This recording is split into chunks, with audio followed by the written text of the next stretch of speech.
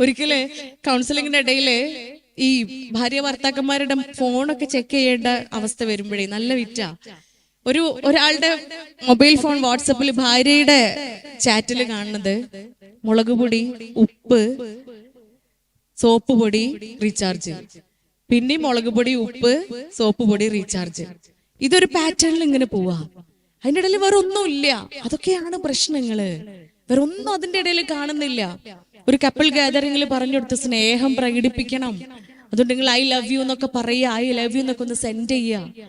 രാവിലെ തന്നെ ഗാദറിംഗ് ഒക്കെ കഴിഞ്ഞ് പോയ കപ്പിൾസിൽ ഒരാൾ വിളിച്ചു, ഒരു പെൺകുട്ടി വിളിച്ചിട്ട് പറഞ്ഞു എൻ്റെ അടുത്ത്, ഡോക്ടറെ ഞാനിത് രാവിലെ വാട്സപ്പിൽ മൂപ്പർക്ക് അയച്ചിട്ടുണ്ട് കേട്ടോ, നമുക്ക് നോക്കാം.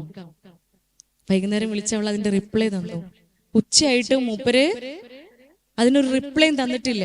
ഏകദേശം 3 മണിയൊക്കെ ആയപ്പോഴത്തേന് ഡബിൾ ടിക്കൊക്കെ കണ്ടു, ബ്ലൂ ടിക്കൊക്കെ വന്നിട്ടുണ്ട്. വന്നു കഴിഞ്ഞിട്ട് മൂപ്പര് പറഞ്ഞു, ഇത്രേ ഈ പറഞ്ഞ സാധനങ്ങളൊക്കെ വാങ്ങിയിട്ടുണ്ട് കേട്ടാ, പക്ഷെ അവസാനം എഴുതിയ സാധനം ഒരു സൂപ്പർ മാർക്കറ്റിലും കിട്ടാനില്ല എന്ന്. അവസാനം എഴുതിയത് എന്താ? ഐ ലവ് യു ഏതെങ്കിലും സൂപ്പർ മാർക്കറ്റിൽ കിട്ടുവോ?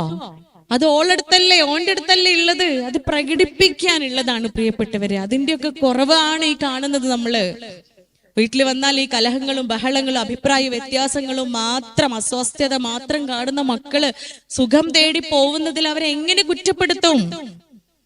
പക്വതയെത്താത്ത മക്കളാണ്. Adolescence period is a transition period from childhood to adulthood.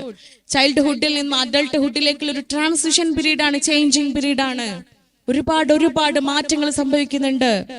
Hormone പരമായി, ബയോളജിക്കലി, സൈക്കോളജിക്കലി ഒരുപാട് ചേഞ്ചസ് വരുന്ന ഡ്രാസ്റ്റിക് ആയിട്ടുള്ള ഒരു പീരീഡില് പലതരത്തിലുള്ള ചിന്തകളിലേക്ക് മക്കളായി പോവും. ഉത്തരവാദി മക്കളല്ല, നമ്മളാണ്.